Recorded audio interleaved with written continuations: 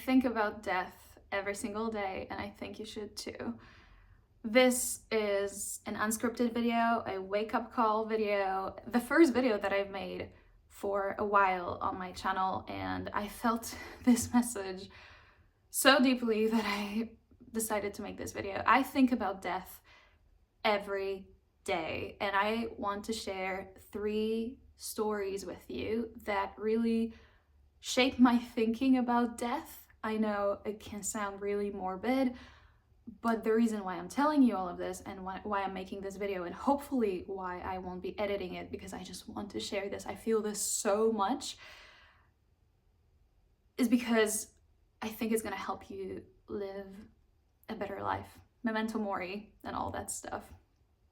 So why I think about death? Because it reminds me that every single day I could die, and every single day is a day where I can experience life. Even today, I woke up 2 hours, 3 hours ago, I did my makeup, I'm working, doing my things, I'm getting out of depression, I'm working my way through my daily tasks, and I'm just happy to be alive, and I never take it for granted, but there were days, particularly during my depression, when I didn't care whether I would live or die.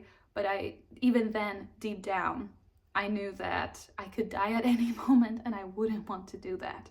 So the first reason why I think about death in that way is, I mean, it's not the first reason because it didn't happen to me personally. So it's like okay, so before I go into anything, the general reason why I have this mindset of thinking about dying and what I want to do before I die, and I just hope YouTube doesn't demonetize this video, doesn't put any restraints on it because I say the word death and dying all the time, but I know it's for a good reason. When I was 15, I watched this MTV show called The Bird Life, and the tagline was, "What do you want to do before you die?" I'm 28 now, soon to be 29, and for the past 14 years, I've been thinking about this constantly, and this is my mantra. This is what leads me towards everything that I want to do. If I want to do something before I die, why do I wait? Why wait until you're 50, 60, 70? So I've always had this mindset, but then things happened. And I'm not going to tell you in the order that they happened. I'm not going to share them in the order that they happened, but things happened that shaped my thinking about this even more. So the first thing is my mom died 5 years ago in 2019. I don't know if you have parents. I don't know if you love your parents, like your parents. I don't know. But you were born by a woman, like a woman gave birth to you, and a man provided the sperm. That's the most basic general thing that I want to say, because I know that not all families are equal, not all relationships are equal, and maybe your relationship to your parents, your grandparents, your family is different than mine, but I assume that for most of you, you're gonna be in a good relationship, like on good terms with your parents at least, and with people around you. I'm talking friends, family members, co-workers, partners, lovers, anyone really. My mom died 5 years ago after fighting cancer for, I want to say, 7 years. And that still hit me like a truck because I didn't see it coming. I didn't see my mom passing away coming. I made a video about it. If you want to watch it, it's on my channel. And I'm thinking of making an update video, but I don't have my mom around anymore. I don't have my mom around anymore. I don't have my father around either, even though he's alive, because I don't have a relationship with him, and I haven't since I was 19, so the past 10 years. And even before that, we didn't have a good relationship. And I'm at a point where this person is not included in my thinking about dying that I want to share with you. Just remember that whether it's someone you know or whether it's you, we can be gone any second. Your mom, your dad, I'm sorry to say that, but you have no idea how much time you've got left with them. Your best friend, your brother, your sister, you have no clue how much time you have left with them. And I already lost my mom And I think about this every single day because since my mom died, and even before that, I was always expressing my love to her, always expressing my gratitude, always just treasuring our relationship. And I do that with my friends, I do that with my brother, I do it with my partners. I do it because this is the core of who I am, but I also experienced what it's like to do it and then lose someone. Like, you have this thought that you never know when you never know when your last contact with a person is going to be. Like, you never know when it's going to be the day when you say something to them and then you wish you said something more when you learn that they're not here. I've been through that. And I had this mindset before my mom passed away. I was telling her every single day that I love her, every single day that I want her to get better, every single day that I'm just so proud and honored to be her daughter and to have her as my mom. I was this person. I was always taking care of what I said to and to whom at any moment, because I was always aware of it. And then when my mom passed, I didn't have, of course, like, I wanted to have more time with her, but when she passed, I didn't have this feeling of regret that I wish I had said more, that I wished I'd hold her more, that I'd spent more time with her. Actually, that's a lie. I always wish I'd had more time with her. But I never had this nagging feeling of I wish I had said something and I now don't have a chance anymore because they're dead. So this is why I think about death every single day. Please remember, you never know when your goodbye is going to be the last goodbye with a person. Live your day as if this is the last day you're going to see them. Don't hold grudges. Don't be angry. Go to sleep not in the middle of an argument and then you're going to solve it tomorrow. Who knows where you're going to be tomorrow? And then you're going to be regretting that you didn't make up in the first place. I'm sharing very general things, but I know everyone needs a reminder once in a while. So the second reason why I think about death every single day, and if you're Polish, please don't put any political context around it. I am begging you, because this regards the catastrophe, the national tragedy that we experienced in Poland on April 10, 2010. I'm talking about Smolensk.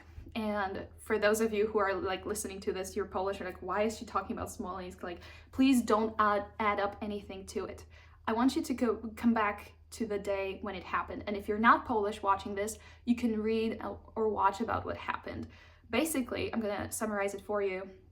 There was going to be an anniversary of the Katyn genocide from the 1940s, from the Second World War.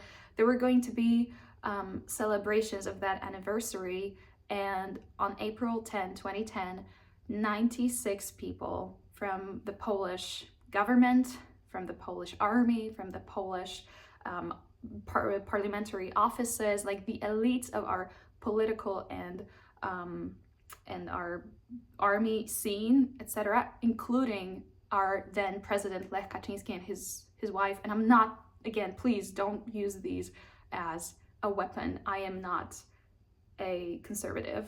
I am like very much, when it comes to Lewica, I'm like there. But regardless, fucking regardless, they all, 96 people, they all died in a plane crash that didn't land near Katyn. It crashed on the Smolensk airport, at the Smolensk airport. I was shocked when it happened. Everyone was shocked when it happened. I was 15, and I remember I was at my grandparents' house watching the news, not being able to believe my eyes. What do you mean the president is dead? His wife is dead. The fucking MPs are dead. The members of the parliament are dead. The generals are dead. All of them are dead because they crashed in an airplane going to commemorate the generals that were killed 70 years earlier. They died in the same place 70 years later. Like, the same tragedy happening twice. Like, what do you mean? Like, our whole nation, our Polish nation, was in shock. The whole world was in shock. That never happened in our modern history, to any country, to lose that many important people in one day, in one fucking minute. And I always had that in my head. And a few days ago, there was the anniversary of that event. And on YouTube, I can share it in the description if you haven't watched it. On YouTube, there was this video made by one of the journalists that recapped what it was like to be a reporter, a journalist, running a morning show on that day in Poland. Like what happened right before, what it was like to be there, and then what was happening during, who was making the decision about notifying the whole country. It is insane, truly insane. I have goosebumps all over my body right now. And what I remembered about me then and me now, back then, 14 years ago, when I was learning about this, I was crying. And even though I wasn't religious, I was praying for the families of the people who were dead. But also I was crying because I couldn't believe that that can happen. I couldn't believe that. I mean, it wasn't some distant tragedy somewhere else on the other side of the world with people on the plane that I had no personal connection to. Of course, I didn't have any personal connections to the Polish government, but those were people that I knew from my life. There were leaders of my country, and I couldn't believe that it just happened like this. 96 people like this, gone. And one of the people who was speaking in the video that I watched, I'm talking about me now, when I was watching this short documentary, the former president, Aleksander Kwaśniewski, was just sharing what it was like to be experiencing this as a former president. He was explaining the rules, the structures, what was going to happen to the Polish country, but he was also really shaken.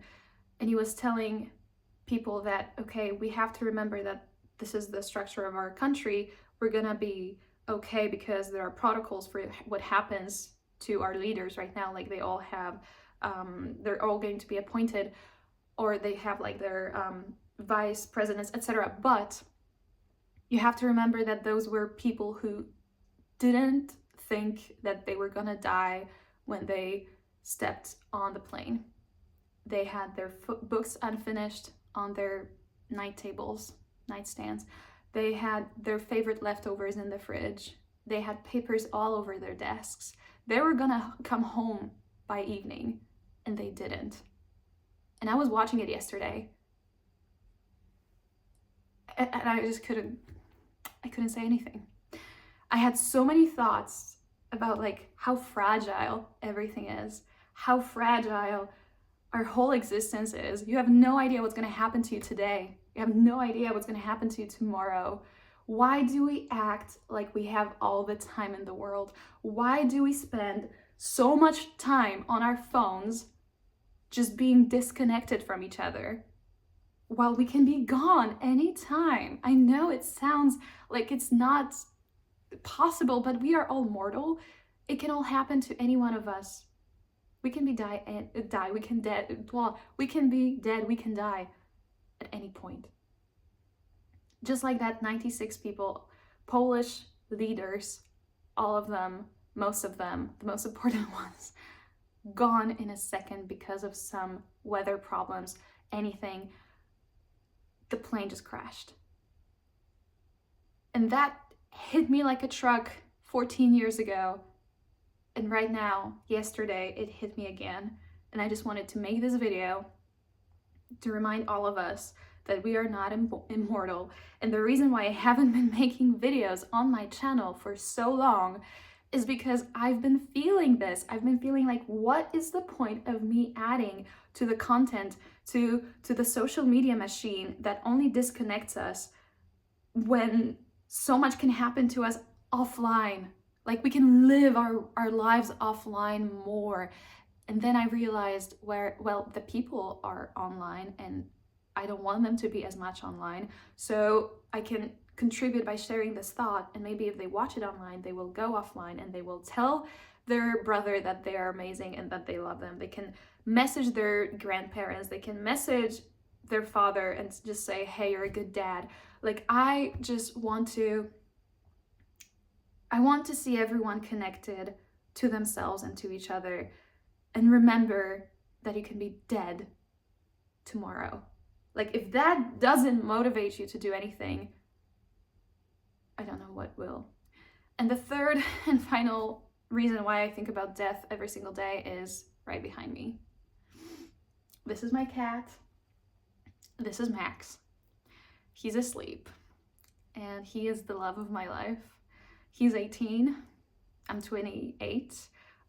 We've been together for 18 years, and 18 is a lot. 18 is a lot for a cat. This is my first ever pet that I ever had. My companion. He's been with me my whole teenage, young adult, and now adult life. And I know that he's not gonna live forever, and this is the part where I knew I was gonna get emotional, really. Because my mom is already dead, my brother is still here, my grandparents are well, but I don't know how much time he has left. Like, I know that he is healthy. I take him to checkups. I monitor his diet. I do everything for him to be the healthiest cat in the whole world, and he is. Even though he's 18, you would never believe he's 18. He runs around, jumps around, meows like he's crazy. He wants to be pet, he wants to be held, he wants to be with me on my lap all the time. In fact, before I started making this video, he was here on the floor with me all the time. And now he just went to bed, literally. And one of my biggest fears, one of the things that I think about most often is he's gonna be dead at some point. And I have no idea how I'm gonna live my life with him. And this is different because with pets and with people, like, I feel like this is very similar but also very different, and there is a bond with an animal that you don't have with humans. I'm vegan, I'm an animal rights activist. I always loved animals. I never, ever wanted to contribute to their suffering, and I believe that we have special connections to animal souls. And I have no idea how much time I have left with him. Like, I have no idea. I live my life as if he's gonna live forever, and I know that cats can live up to 23, 24, 25 now, provided that they have good vet care and like the conditions for them are favorable. But you know, like, I have no idea how long he's gonna live. 18 is fucking long. I'm already so happy that I got 18 and counting.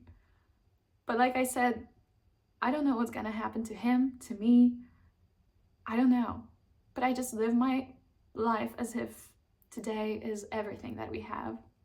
And I know that at some point when he's gone, my life is gonna be so different, just like my life was different when my mom passed.